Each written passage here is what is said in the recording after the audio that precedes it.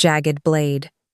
It was an audio clip, a vile recording from my son James's backyard BBQ, his voice venomous, spitting words that crushed my heart into dust. "Mom's dead weight," he sneered, his friends' laughter a cruel chorus stabbing at my core. "She's just leeching off me, rotting in that guest room. What's she worth now?" Nothing. Every word was a betrayal, a dagger plunged deeper by the son I raised, the son I bled my life savings for 10 years of mortgage payments, my retirement, my everything, poured into his precious Colorado ranch house. I stood in the kitchen I built, the granite counters mocking me, my chest screaming with a pain so raw it felt like my soul was splitting apart. I saved that recording, not to cry over, but to fuel the rage roaring inside me. He thought I was nothing? He'd learned just how wrong he was because I was done being his doormat, and my next move would burn his world to the ground. I stood in the kitchen, the cold granite countertops under my trembling fingers. The same counters I paid $12,000 to install when James begged me to save his dream home. This ranch-style house in Fort Collins, Colorado, sprawled across a half-acre lot, with its cedar deck and farmhouse chandelier glowing above me. It was my sacrifice, my sweat, my life savings poured into every square foot. 10 years ago, when James's car dealership tanked and the bank loomed with foreclosure notices, I didn't hesitate. I cashed out my retirement, $250,000 gone in a heartbeat, to cover his mortgage, taxes, even the damn roof repairs after that brutal Colorado snowstorm. All for him, for my son, for his daughter, Lily, my sweet 6-year-old granddaughter who still hugged me like I was her world. But James? He changed. The man I raised, who once cried in my arms when his dreams collapsed, now strutted around this house like a king, hosting BBQs, flashing his Rolex, acting like I was some freeloader in the 400-square-foot guest room. He graciously let me have. "Mom's just here for now," he'd say to his buddies, his voice slick with pity, as if I hadn't bankrolled his entire life. Last week, at the town's 4th of July picnic, I overheard him tell a neighbor, "Yeah, I'm keeping the house afloat. Mom's lucky to have a place." Lucky? My blood boiled, but I swallowed it, like always. Lily saw it, though. Her quiet eyes caught every jab, every dismissive smirk James threw my way. She'd slip into my room with a shy smile, saying, "Grandma, you don't deserve this." Her words were a lifeline, but they couldn't erase the truth. My son had rewritten me as a burden. I'd given him everything, my security, my future, and he'd turned me into a ghost in my own home. As I stared out at the manicured lawn I'd paid to reseed, rage churned deeper, clawing at my chest. I wasn't just hurt. I was done. And the recording Lily sent? It was only the beginning of what I'd uncover.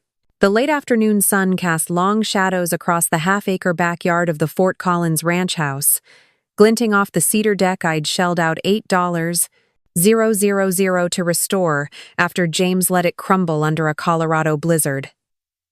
My hands trembled, gripping my phone, as Lily's second message seared through me like a branding iron. The first audio clip, James sneering dead weight at his barbecue, had already torn my heart open. But this new recording, sent just this morning, was a venomous wound that burned deeper, choking the air from my lungs. I hit play, and James's voice slithered out, smug and heartless, speaking to his wife, Sarah, in their polished dining room, the one I'd furnished with a $10,000 oak table. "Once Mom's gone," he said, his tone sharp as a blade, "we'll cash out this house for $1 million to $2 million. Easy. She's a chain around our necks, Sarah. The sooner she's out, the better for us." Sarah's giggle, cold and conspiratorial, sliced through me. "God, yeah," she said. "It's like we're stuck playing nursemaid to her. Let's hope she doesn't drag this out." Each word was a molten spike, driving into my soul, shattering what little faith I had left in my son. He wasn't just ungrateful, he was plotting to profit from my death, as if my 68 years of love were a liability to his bank account. I staggered into my 400-square-foot guest room, collapsing onto the faded love seat I'd scavenged for $150 from a Fort Collins flea market, the only piece of this house I could call mine. The walls seemed to pulse, suffocating me with betrayal. For a decade, I'd poured my life into this place, $250,000 of my retirement savings to stop the bank from seizing it, $20,000 for a new HVAC system when the old one died in a July heat wave, $6,000 for Lily's braces when James claimed he was tapped out. I'd paid every mortgage installment, every property tax bill, every utility, without a whisper of gratitude.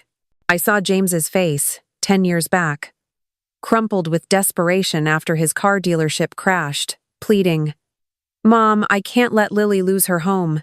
You're my only hope." I sold my condo, my security, my dreams, to keep his family afloat. And now? He was counting the days until I was dead, salivating over the millions he'd make from the home I'd saved.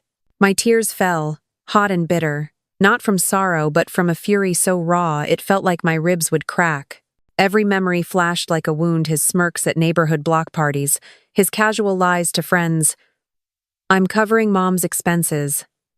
Covering me? I'd sacrificed my future to prop up his facade. Just last week, at the town's summer fair, I heard him tell a coworker, "She's lucky I let her stay here rent-free." Lucky? I'd given up everything to keep his world spinning, and Sarah, with her manicured nails and $500 purses, dared to call me a burden? My chest heaved, my breath a jagged rasp. The pain wasn't just his words, it was the gut-wrenching truth that my son saw me as a pawn, a temporary obstacle to his next big score. I played the recording again, forcing the poison to sink in, each syllable a fresh gash. The sooner she's out, the better. My eyes locked on the guest room's cracked ceiling, which James had shrugged off as not worth fixing. For 10 years, I dimmed myself to fit his story, cooking his meals, scrubbing his floors, fading into the background while he and Sarah paraded their fake wealth. The agony was unbearable, a clawing, suffocating torment that felt like my heart was being shredded. I hissed into the silence. "I built your life, James, and you're betting on my grave?" My voice cracked, but my will hardened. I saved the recording, my hands steady, and slid the phone into my pocket. This wasn't just pain. This was the spark of a reckoning. Lily's gentle smile haunted me, her quiet apologies, her whispered, "Grandma, you deserve better." She'd seen James's cruelty, Sarah's sneers, and sent me the truth because she couldn't bear it either. Her note with the recording read, "I hate how Dad treats you. I'm so sorry." Her words were a faint warmth in this storm, but they couldn't blunt the edge of James's betrayal. I rose, my legs shaky, and stood at the window, gazing at the Rockies' unyielding peaks. Those mountains had weathered centuries, and I felt their strength stirring in me. James thought he could bury me, but he'd forgotten who held the keys to his kingdom. My grip tightened on the windowsill, my nails digging into the wood. The pain had carved me raw, but it was birthing something unstoppable, a resolve to take back my life. The Fort Collins dusk painted the Rockies in a fiery glow, but inside my cramped 400-square-foot guest room, the air was thick with the wreckage of James's betrayal. His chilling words, plotting to sell this ranch house for millions once I was gone, echoed in my skull like a curse. The raw agony of his and Sarah's cruel laughter had nearly shattered me, but as I sank onto my thrift store love seat, a shift ignited deep within. The pain that had clawed my heart was forging something new, a molten resolve, a fire I hadn't felt since I was a young widow scraping by to raise James alone. I wasn't the nursemaid they sneered at. I was the bedrock of this half-acre kingdom, and I was through letting James twist my sacrifices into his lies. My hands steadied, my vision cleared, and for the first time in 10 years, I saw the truth. His pity wasn't my chain. My life was mine to reclaim. I slipped out at dawn, before James and Sarah stirred from their plush master suite, its $15,000 remodel a gift from my drained savings. At the Fort Collins Community Center, where I sorted books for the weekly book club. My friend Helen's sharp eyes caught mine as I stacked tattered novels. Her silver hair glinted under the harsh lights, her voice cutting through my haze. "Ruth, you're carrying a storm in those eyes," she said, her tone steady but piercing. I forced a tight smile, clutching a dog-eared East of Eden. "Just family drama, Helen. Nothing new." She wasn't fooled. Stepping close, she gripped my wrist. "You've poured your soul into James's life. Don't let him steal your fire."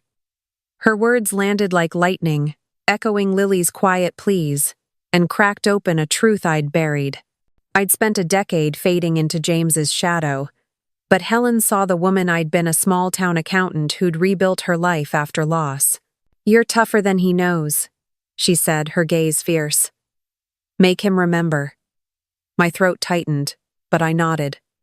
"I will," I rasped, and the promise burned in my chest.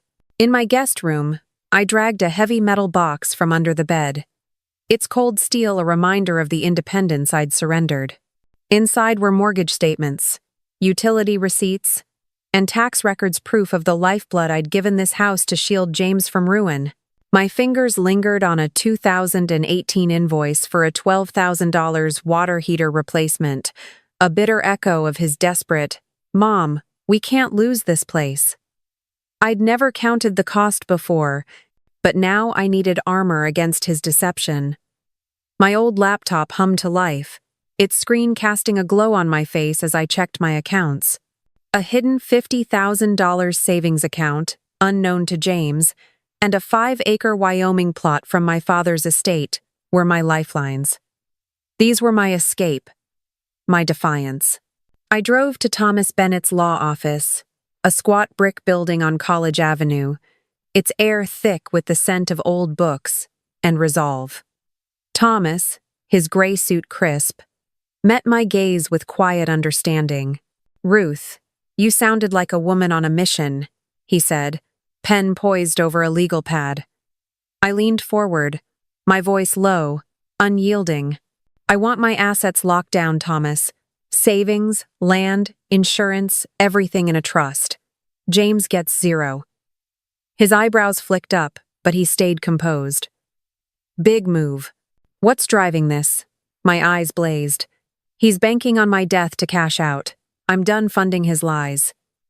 Thomas nodded, scribbling. "An irrevocable trust will seal it. No access, no loopholes. We'll start now." I exhaled, feeling not relief but power. "Make it bulletproof," I said, my voice steel. As I signed the initial forms, my mind churned with plans. I'd halt the mortgage auto payments, let James face the bank's claws.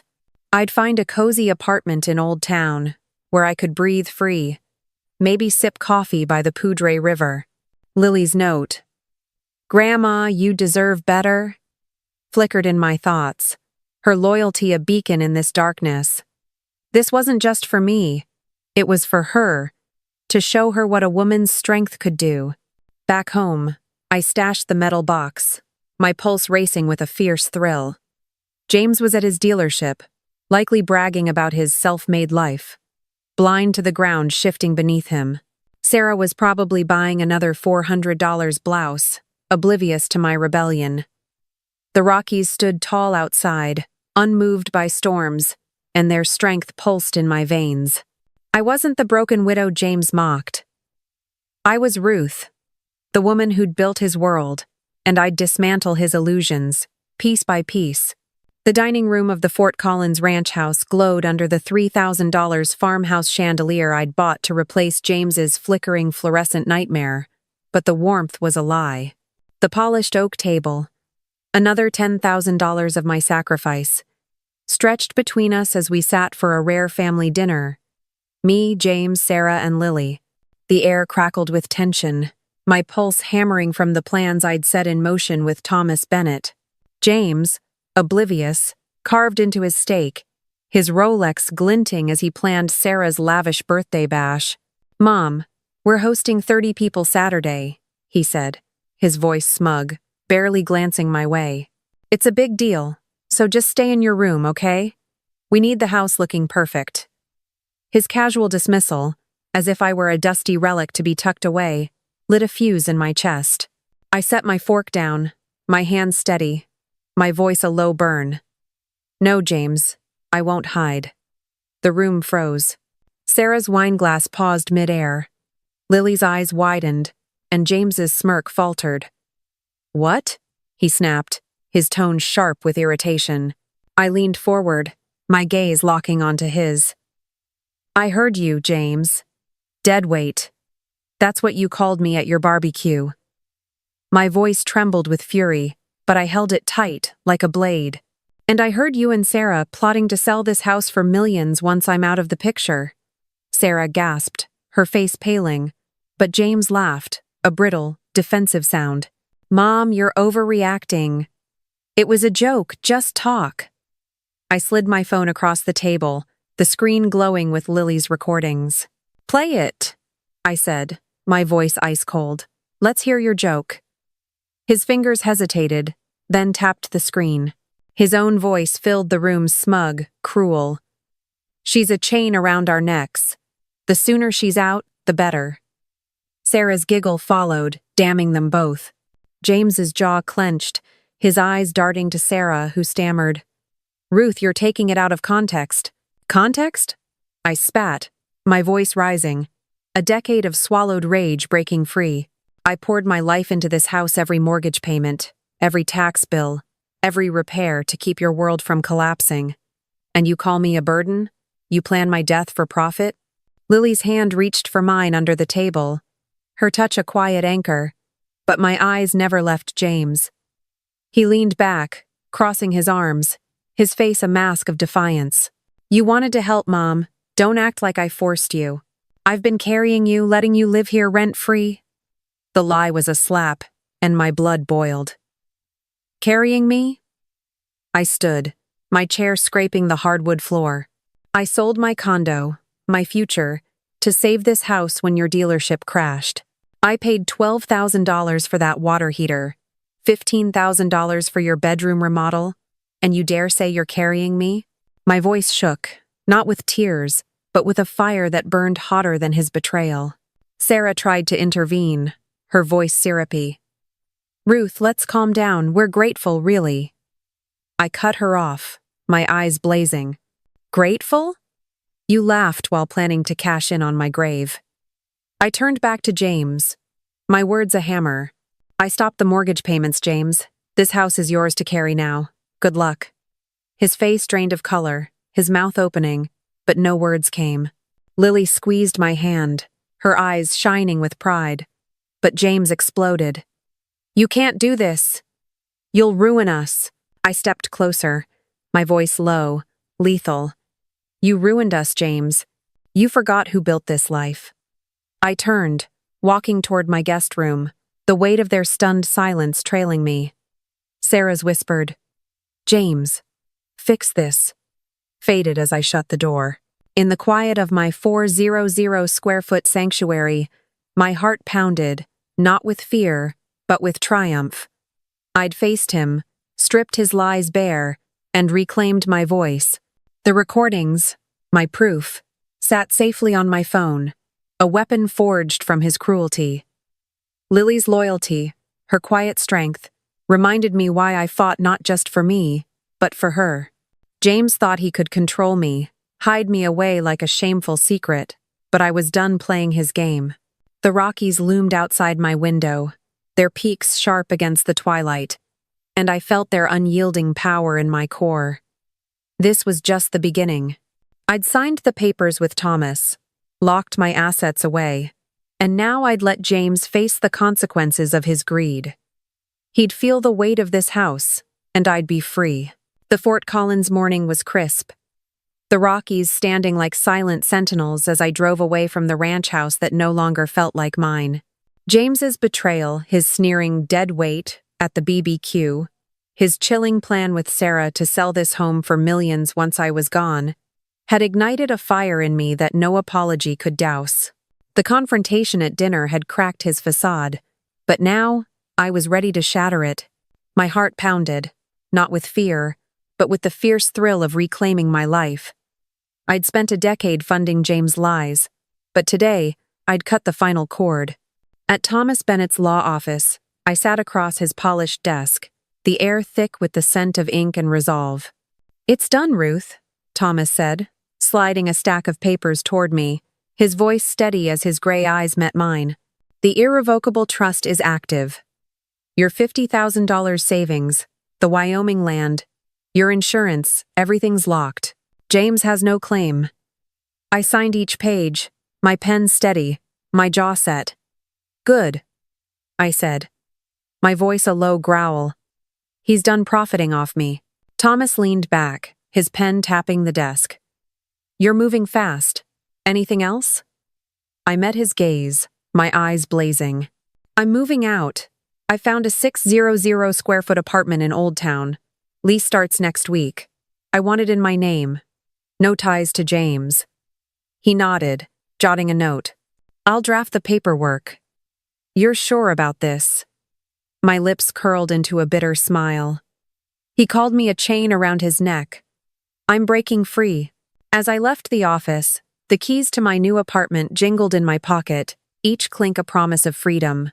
The Colorado sun hit my face, and for the first time in years, I felt light, unburdened by James's greed.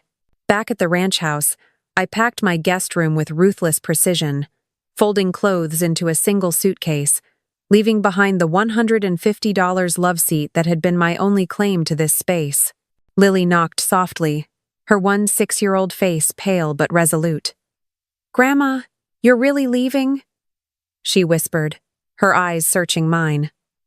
I paused, my heart softening. "I'm not leaving you, Lily. I'm saving myself. You can visit any time."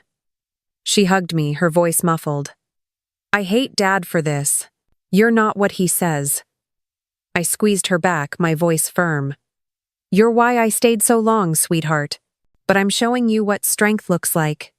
Her nod was small, but her eyes shone with pride, a mirror of my own growing resolve. That evening, James cornered me in the kitchen, his face red, his Rolex glinting under the chandelier. "Mom, what's this about stopping the mortgage?" he demanded, his voice sharp with panic. Sarah hovered behind him, her $400 blouse wrinkled, her eyes darting nervously. I crossed my arms, my voice cold as the granite countertops I'd paid for. "I told you, James. This house is yours now. Handle it." He stepped closer, his tone rising. "You're sabotaging me. The bank's calling, saying we're 2 months behind. You can't do this." I held his gaze, unflinching. "I did it. I'm not your bank anymore." Sarah chimed in, her voice shrill. "Ruth, be reasonable. We're a family." I turned on her, my words a blade. "Family? You laughed while planning my funeral for profit." James slammed his fist on the counter. "You're punishing us for a stupid conversation." I stepped forward, my voice a low roar. "No, James. I'm punishing you for a decade of lies. You wanted me gone? I'm gone." I walked away, my suitcase in hand, leaving their stunned silence behind. The mortgage auto payments were canceled, the trust was sealed, and my new apartment waited a small sanctuary in Old Town where I could hear the Poudre Rivers whisper. James thought he could bury me, but I'd buried his illusions instead. Lily's loyalty, her quiet strength, burned in my mind, a reminder that I wasn't alone. The Rockies loomed beyond the house, their peaks cutting the sky, and I felt their unyielding power in my bones. I'd built this house, but I'd build my future without it. James would face the bank's wrath, the neighbors' whispers, the unraveling of his fake empire. And I'd walk into my new life, free, at last. The Fort Collins dawn broke over my new 600 square foot apartment in Old Town, the Poudre River's gentle murmur seeping through the open window, a stark contrast to the suffocating silence of James's ranch house. My suitcase sat unpacked in the corner, a symbol of my escape from the half-acre prison I'd funded for a decade. James's cruel words calling me dead weight. Plotting with Sarah to sell the house for millions once I was gone had been a blade to my heart, but my confrontation and final act of severing his financial lifeline had shifted the ground beneath him. The mortgage payments I'd stopped, the trust I'd locked with Thomas Bennett, the apartment lease I'd signed, they were my rebellion, my reclaiming of a life James thought he could erase. Now, as I sipped coffee on my tiny balcony, the Rockies' rugged peaks glinting in the distance, I felt not just free but alive, a fire in my chest that no betrayal could snuff out.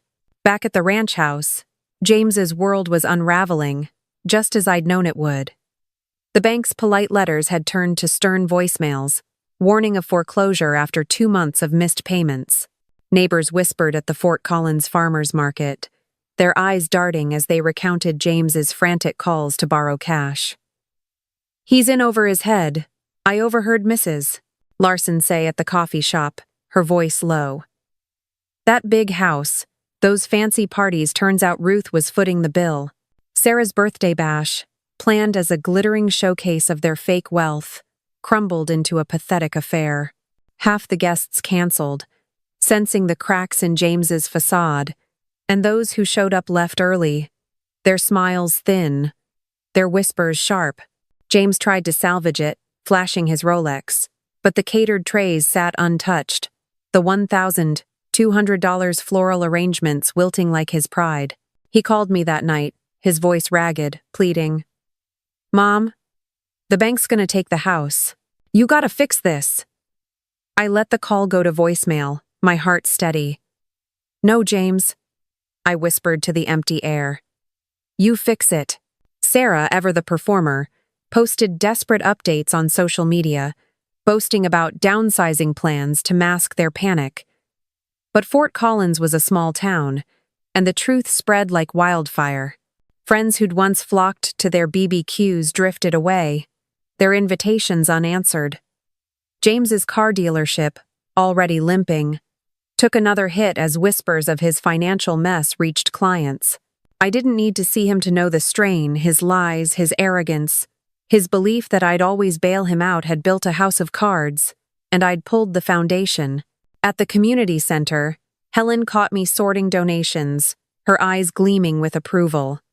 "Heard James is scrambling," she said, folding a quilt.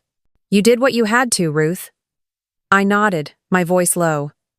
"I didn't ruin him, Helen. He ruined himself." She squeezed my arm, her smile fierce. "Damn right. You're free now."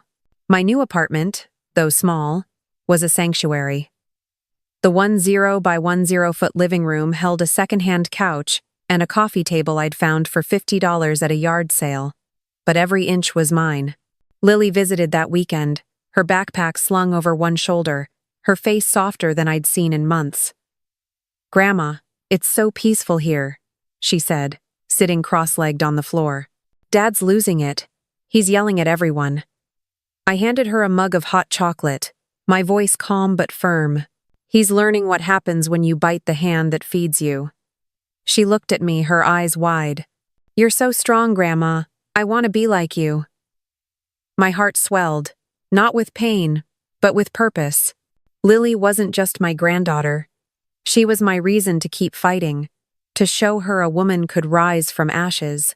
The Rockies stood tall beyond my window, their strength a quiet promise. James' calls kept coming 5, 10, 20 a day, but I didn't answer. He wasn't begging for forgiveness. He was begging for rescue, and I was done playing savior. The house, the chandelier, the cedar deck, they were his burden now, not mine. I'd carried his world for a decade, but I'd laid it down, and the weightlessness was intoxicating. As I arranged a small vase of wildflowers on my table, I felt the stirrings of a new life, one where my worth wasn't tied to James's lies. Lily's laughter filled the apartment, a sound purer than any party James had thrown. The storm I'd unleashed was reshaping us all, and I was ready to embrace what came next. The golden light of a Fort Collins sunset spilled across my 600-square-foot apartment in Old Town, bathing the small balcony in a warm glow that felt like a promise of peace. The Poudre River whispered below, a soft contrast to the chaos I'd left behind at James's half-acre ranch house. His cruel words branding me dead weight, scheming with Sarah to profit from my death had fueled my rebellion. From confronting him to locking my assets in a trust with Thomas Bennett and walking away from his crumbling empire.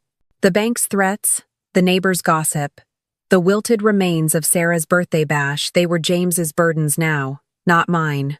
But here, in this modest space with its $50 yard sale coffee table and second-hand couch, I wasn't just free, I was whole. And it was Lily, my 6-year-old granddaughter, who reminded me what family truly meant. Her knock at my door that evening, tentative but eager, pulled me from the ghosts of James's betrayal and into a moment that felt like salvation. Lily stood in the doorway, her backpack slung over one shoulder, her dark hair falling across her anxious eyes. "Grandma, can I stay for a bit?" she asked, her voice soft but heavy with unspoken pain. I stepped aside, my heart swelling. "Always, sweetheart. This is your home, too." She dropped her bag and sank onto the couch, her fingers twisting together. The silence between us wasn't heavy, it was alive, pulsing with the truth we'd both seen in James's cruelty. I handed her a mug of chamomile tea, the steam curling like a quiet hope, and sat across from her in a wicker chair I'd found for $20 at a flea market. "How's it going at the house?" I asked, my voice gentle but steady. Lily's eyes dropped to the floor, her voice barely a whisper. "Dad's a mess. He's yelling at Mom, at the bank, at everyone. The house feels like a war zone." My jaw tightened, but I nodded. "He's learning what happens when you build a life on lies." Lily looked up, her eyes glistening. "I should have said something sooner, Grandma. I saw how he treated you. How he acted like you were nothing." Her voice cracked, guilt weighing her words. I leaned forward, my hand finding hers, my touch firm but warm. "You did enough, Lily. You sent me those recordings. You gave me the truth." She shook her head, tears spilling, but I let it go on for years. I was scared to stand up to him. My heart ached, not for my pain, but for hers, the burden of a teenager caught in her father's shadow. "You're 16, I said, my voice fierce with love. "You're not supposed to carry that weight. I stayed for you, Lily, to keep you safe. And now I'm showing you what it means to stand tall." Her lips trembled, but she nodded, squeezing my hand. "I want to be like you, Grandma. You're so strong." We moved to the balcony, the Rockies' jagged peaks glowing against the twilight, their strength a quiet echo of my own. Lily sipped her tea, her voice steadier now. "Dad thinks you'll come back, you know. He keeps saying, 'Mom always fixes things.'" I laughed, a sharp, bitter sound. "He's wrong. I fixed his world for a decade. Now he's on his own." Lily's eyes sparkled with something new, admiration, maybe hope. "I don't want to go back there," she said, her voice firm. "Can I stay with you sometimes? This place feels real." My chest swelled, a warmth I hadn't felt in years flooding me. "Anytime, Lily.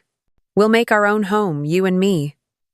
She smiled, a real smile, the kind that reminded me of the little girl who'd clung to me during thunderstorms, before James' greed stole her light. The apartment's simplicity, its 10 by 10-foot living room, its creaky wooden floors was a far cry from the ranch house's polished facade. But it was mine, earned by my courage. Lily's presence, her choice to stand with me, was a gift James could never take. As we sat, the river's murmur blending with the hum of Old Town's evening bustle, I felt a peace I'd forgotten was possible. James's calls still lit up my phone, desperate voicemails I ignored, his empire crumbling under the weight of his own arrogance. But Lily's laughter, soft and genuine, filled this space with something stronger, love, untainted by his lies. The Rockies stood unwavering, and I knew I was building something new, not just for me, but for us. This wasn't the end, it was the beginning of a life defined by truth. The Fort Collins night draped my 600 square foot Old Town apartment in a quiet embrace. The the Pudra River's soft ripple a steady heartbeat beneath my balcony. The Rockies stood as silent witnesses, their peaks etched against the starlit sky, mirroring the strength I'd reclaimed. James's venomous words calling me dead weight, plotting with Sarah to profit from my absence had once shattered me, but now they were ashes in the wind. I'd confronted him, severed his financial lifeline, locked my assets in a trust, and walked away from the half-acre ranch house I'd built. His empire was crumbling, bank notices piling up, neighbors whispering. Sarah's birthday party a hollow failure, but I was no longer his savior. Here, in this modest space with its $50 yard sale table and creaky floors, I'd found freedom. Lily's laughter, her choice to stand with me, was the true home I'd fought for. As I sat by the window, a mug of chamomile tea warming my hands, I realized I'd given James everything. But I'd given myself something greater. My life back. Forgiveness came, not as weakness, but as release. I didn't hate James. I pitied him, trapped in a cage of his own greed. I forgive you, I whispered to the night, my voice steady. But you no longer live in my heart. The pain had forged me, not broken me. I was 68, but I wasn't done. My new life simple, small. Mine was proof you're never too old to start again. For anyone carrying a burden like I did, here's what I learned. Set boundaries, even with family say no when love becomes a chain. Protect your future, secure your savings, maybe through a trust, to shield your peace. Find community, like my book club with Helen, where your worth is seen, and cherish those who see you, like Lily, over those who use you. Freedom isn't a gift, it's a choice you make, no matter your age. I looked at the Rockies, their unyielding strength a quiet call. I'd been James's foundation, but now I was my own. Lily's smile, her visits to this apartment, reminded me family isn't about sacrifice, it's about truth. My story isn't just mine, it's for anyone who's felt erased. If it resonates, share it. On the Unwanted Revenge, we tell stories of strength reborn from pain. Like this video, leave a comment with your thoughts, and subscribe to join us. Your voice matters, just like mine did when I chose to rise.